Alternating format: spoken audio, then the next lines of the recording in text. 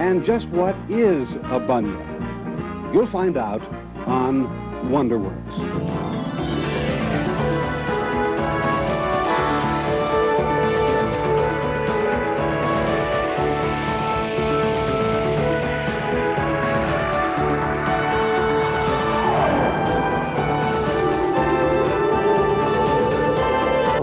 We now call fairy tales, but there were others, stories that you may never have heard until now.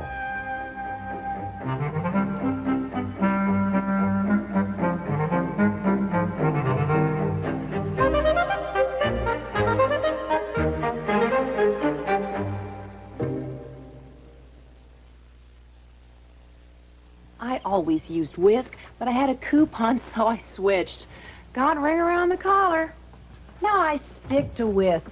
There's no ring and everything's clean. Oh, I'll still use coupons for whisk.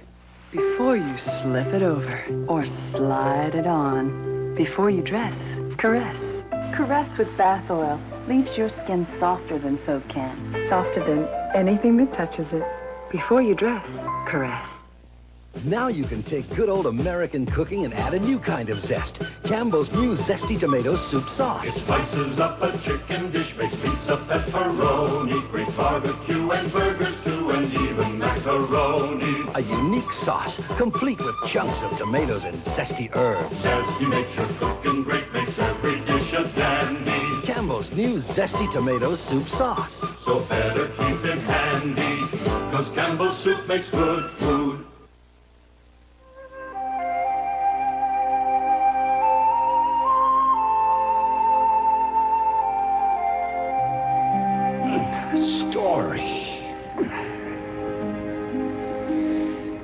Imagine a cold night and a dark night. A night like this one. And imagine a bed with a farmer and his wife fast asleep, snuggling up for warmth. And in this bed, the farmer, shivering, reaches out for his wife.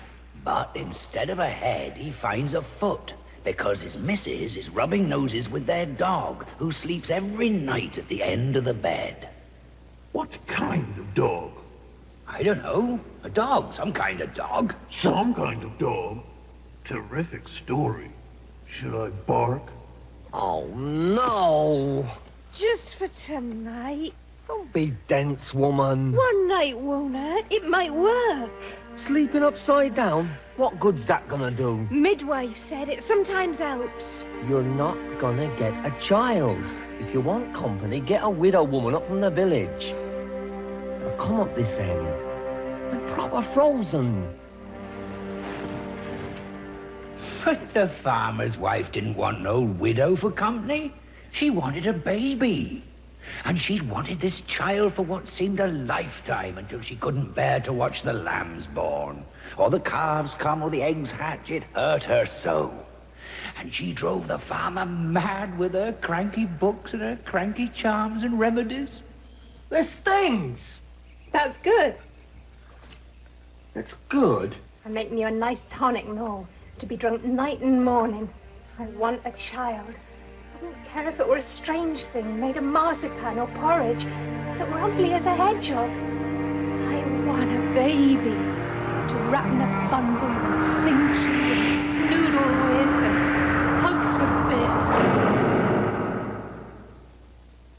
Now, to say you wouldn't care when you want something is a dangerous thing. That woman wanted a baby so bad she couldn't care what she got. If she got a hedgehog, she'd bring its snout to her breast. Ears twitch that shouldn't be listening. And no sooner said than done. She got her wish, the farmer's wife. She's all swollen stomach and thinks it's the baths he took or the sleeping upside down. But in fact, of course, it's the saying you wouldn't care what you got what gets you jiggered. Because everyone knows what heard a proper story. She has her boy. And straight away, there he is, little ball. As ugly as sin, with a pointed nose and sprouting hair everywhere. Hedgehogs do not have hair. They have quills.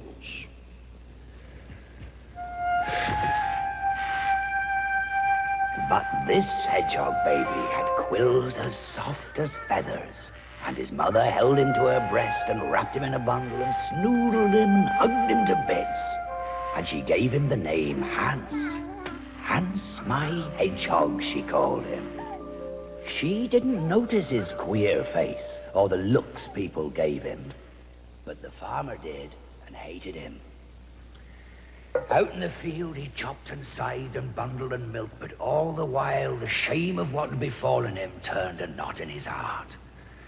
One moment the rage welling up in him, the next tears, huge tears splashing his boots.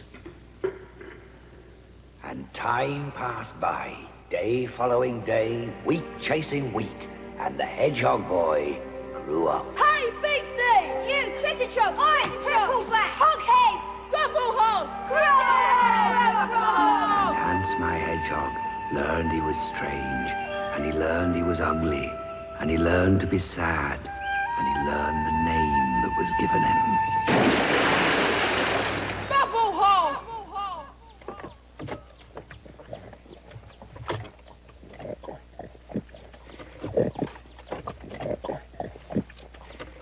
That's enough! Out! Out! From now on, I'll eat out there with the other beasts!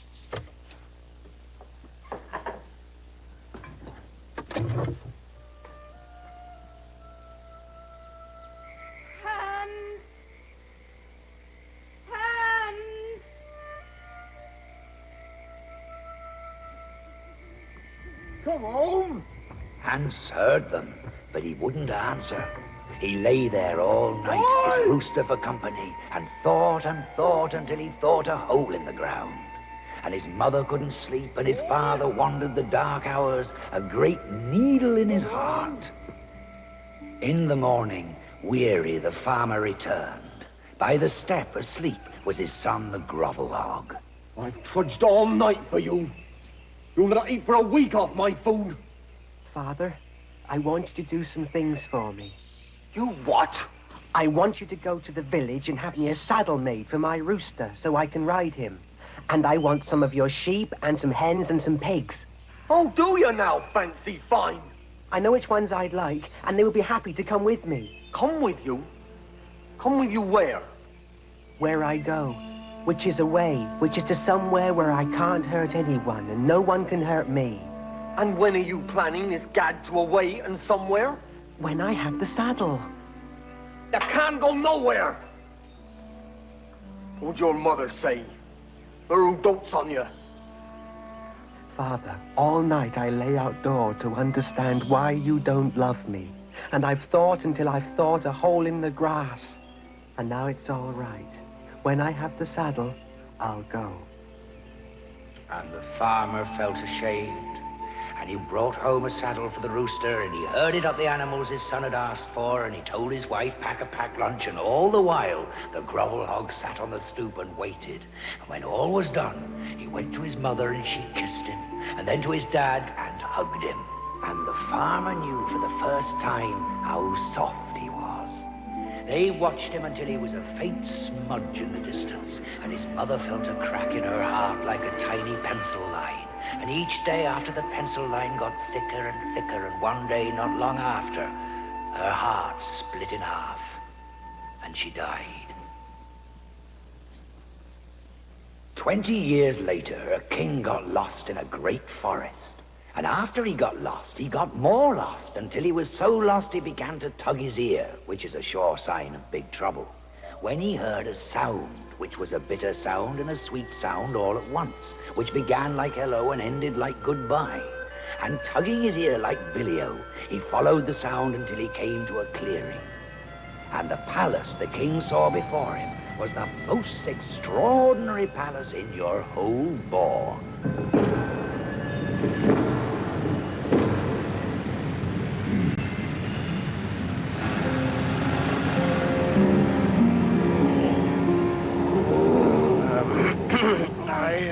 I'm very lost, and I'm very hungry. And somewhere back there, a long time ago, I was a king. But now, so lost and so hungry, you wouldn't knock at the beast's house. You are welcome in my house, sir, and at my table. And the king sat at the grovel hog's table and ate of the greenest greens and the sweetest sweets and the juiciest juices. Oh, how very, very kind. And after, his host took up the bagpipes and played old songs which were bitter and sweet all at once and began like hello and ended like goodbye. And before he could think, I'm full now and found, the king was asleep. Well, this king woke up the next morning after a night of the kind of dreams you only dream about. And he opened his eyes and almost yanked off his ear because he found himself under a tree which certainly wasn't where he'd fallen asleep. And more confusing, it was a tree from which he could see the edge of his kingdom. And he began to dance as only kings once lost and then found can dance. A jig, a jiggle joggle, and a leap. I've heard this story, and you're telling it all wrong. What happens is, the king wants to give the grovel hog a reward for all his help, and so he says, name anything. And the hog thing says, give me the first thing to greet you when you arrive in your kingdom.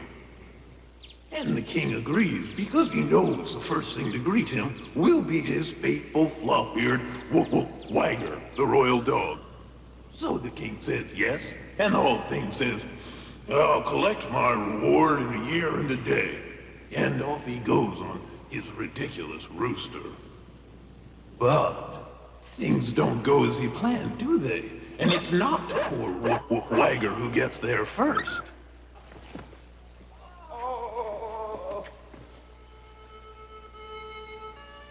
And the king lets go of the princess's sweetness and cherry pie, and his face clouds over.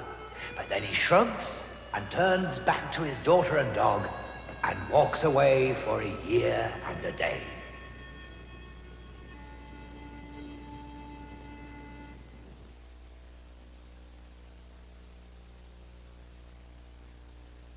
I'd like to thank the guy who changed the straw and made my high C better than before. Who put the straw in my high C fruit tray? A new cool straw that wiggles and bends.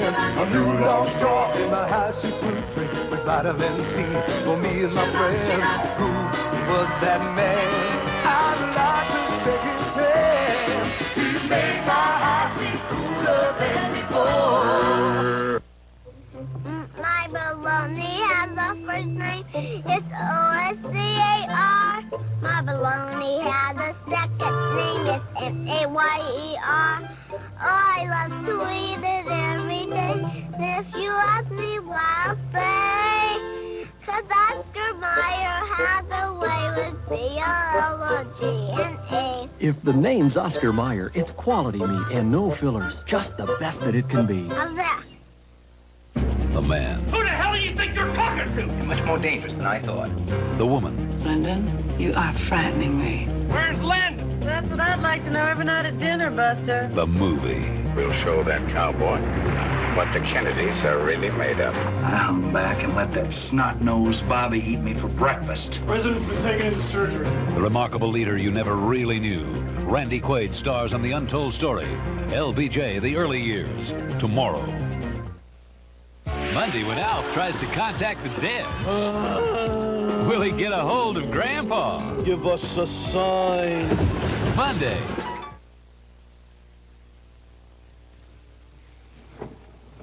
Here we are, dearie-os, in the king's great hall. And lo and behold, a handsome storyteller has been summoned to court to entertain the royal family. King. Now, of course, the king here has been counting the days off his calendar, and it is a year ago today, you see, since he made his rash promise to the grovel hog. And tomorrow, you remember, is the day when the grovel hog is due to arrive to collect his reward. Princess? I'm very good at this. Hey? Get rid of him! Fool, idiot! Throw him in the dungeon! Feed him inch by inch to my royal Charlotte! What they won't eat, give to his dog! No, help, no! Your Majesty, a huge army appears at the gate. Oh, does it? Not men, but animals, sire. Told you. Sire? I heard you! Let them in. Give a fella some space. I want to hear this. Do you remember me? I do. A year and a day have passed since last we met. Will you keep your promise to me? I will! He will?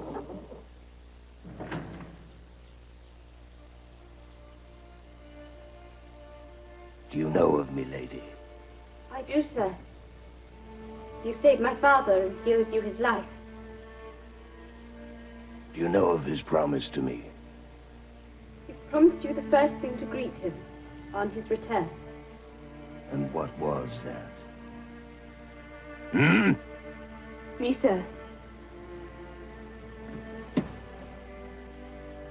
I am yours. Then I want you to be my wife and come live with me in the forest. I want you to be my princess of sweetness and cherry pie. I want to catch you up and sing to you. I want you to love me. Yes, sir. Do you find me very ugly? No, sir. Not so ugly as going back on a promise. Come on, shift yourselves. There's a royal wedding. You're all to be pardoned. I don't know why, I'm sure. Well, come on. I don't know about wedding. Up there, it's more like a funeral. Good. A wedding. I might even be asked to tell a story or two. Who knows? It's on days like these that artists come into their own.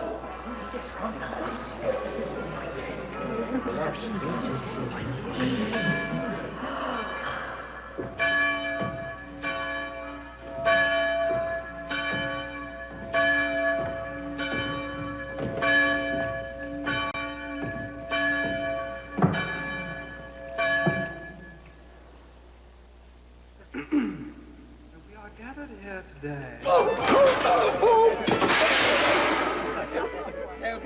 The most unhappy wedding party you ever saw. And that night, in her bedchamber, it was a terrified princess who lay waiting for her new husband to join her.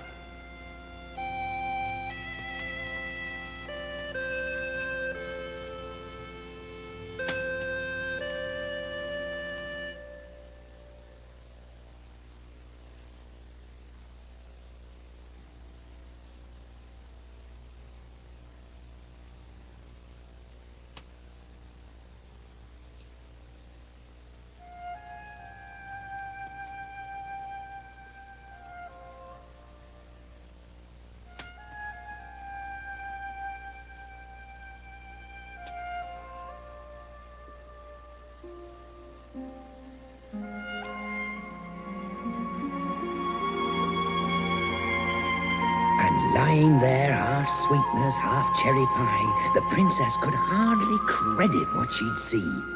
But creeping to the window, she looked down, and there, sure enough, a man moving among the animals in the quiet rain. And she found herself going to the abandoned coat of hair and quills, and touching it, soft and warm and remarkable. And the first rays of morning woke her from dreams of waterfalls and ice cream. And there she was in her bed. And by the embers, the grovel hog, back again, beast again. And so had she dreamed all this peeling off of skin? Surely she must have. But that night, the same scene. Her husband standing over her as she pretended to sleep. The tender touch on her arm, not prickly, but so smooth she felt an ache when he left her. And she found herself going to the skin and lying against it, and how comfortable she found it. And she felt drowsy, lying there by the fire, so peaceful. She felt herself drifting off, and knew she mustn't, but really couldn't help herself.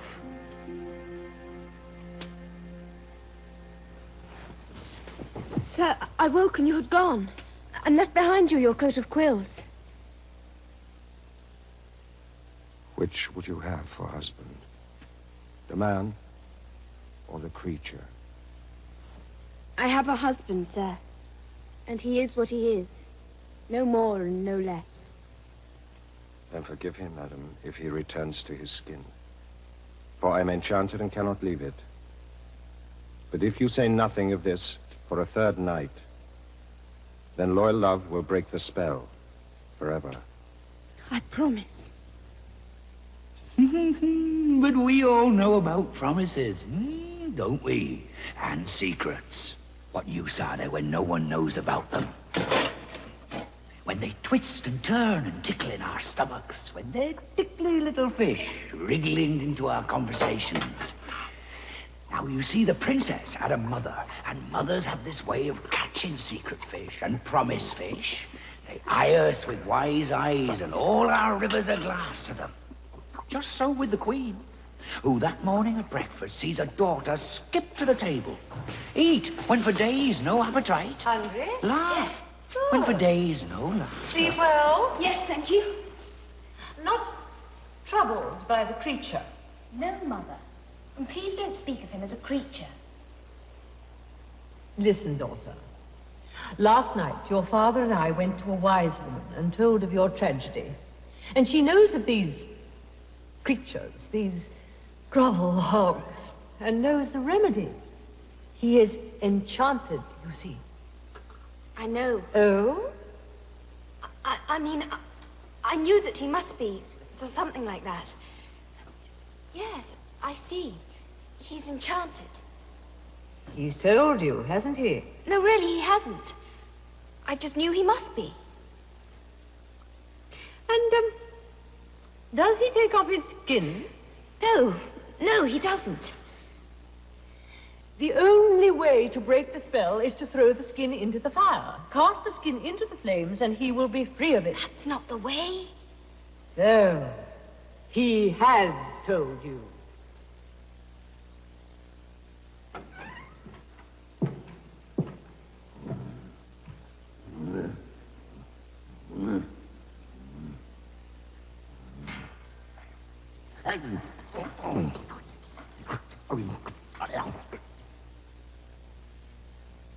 That night, the third, when everything happens as before, the princess is haunted by her mother's advice. And oh dear, oh dear.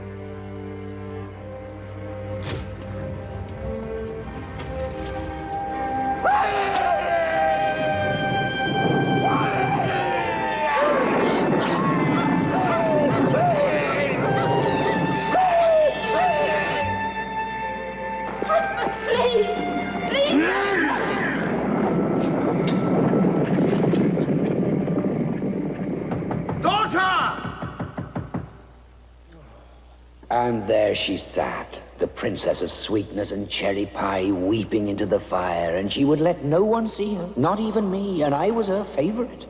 No, she thought and thought until she thought a hole in the heart, until she knew what she must do. She went to the blacksmith and got from him a pair of iron shoes, and that night, when all slept, she slipped out of the palace and set off to wander the world in search of her husband. She walked and walked until she wore out the first pair of shoes, and still no one had set eyes on the grovel hog. And she got a second pair of shoes and began again, never stopping, always hoping. And the second pair of shoes wore out, and still she walked, always looking, always hoping to hear a music both bitter and sweet, beginning in hello and ending in goodbye, but nothing. Till one day, weary and wretched, she came to a stream and lay down by it, and saw in the water's mirror her hair was now quite white, and she sorrowed for her red hair and her husband, both lost forever.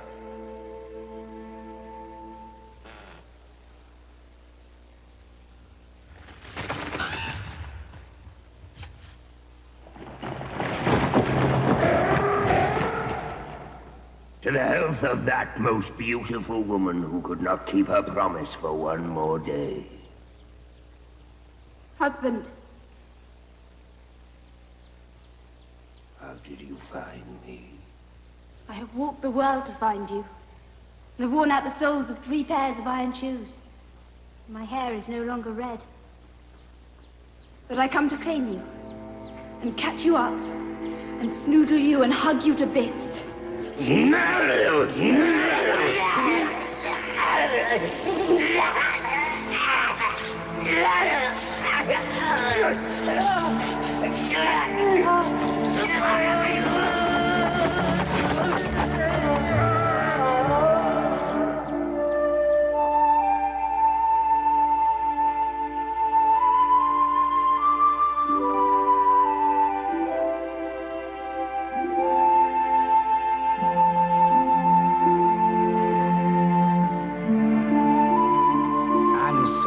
Princess who could not keep her promise won back her husband through looking without hope of finding and holding on for dear life. And in time her hair grew red again, and there was another wedding all over. And we were both invited. And I told the best story there is to tell. A story which begins in hello and ends in goodbye.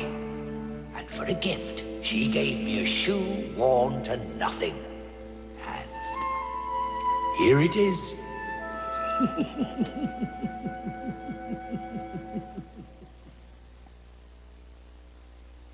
It's Friday, the weekend's just begun, and M&M's chocolate candies are part of the fun. When you're hanging out anywhere in your hometown,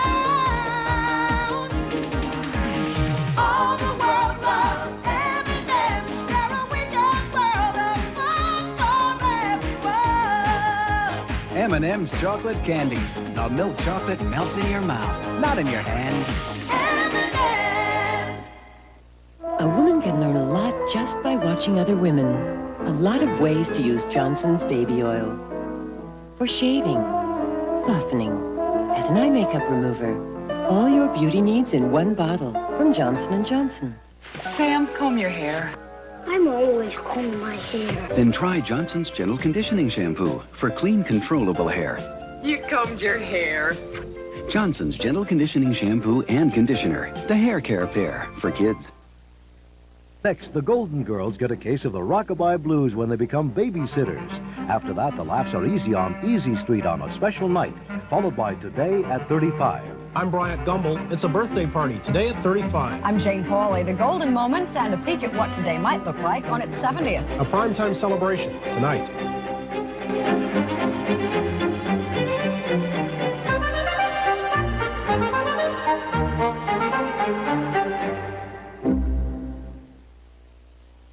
Sunday, the North Carolina Tar Heels battle the Fighting Irish of Notre Dame. College basketball. It's the stuff Sundays are made of on NBC. This is NBC News Digest. Here is Norma Quarles, NBC News. Good evening. Former National Security Advisor Robert McFarlane said today he would not have opened negotiations with Iran had he known his contact was a fabricator.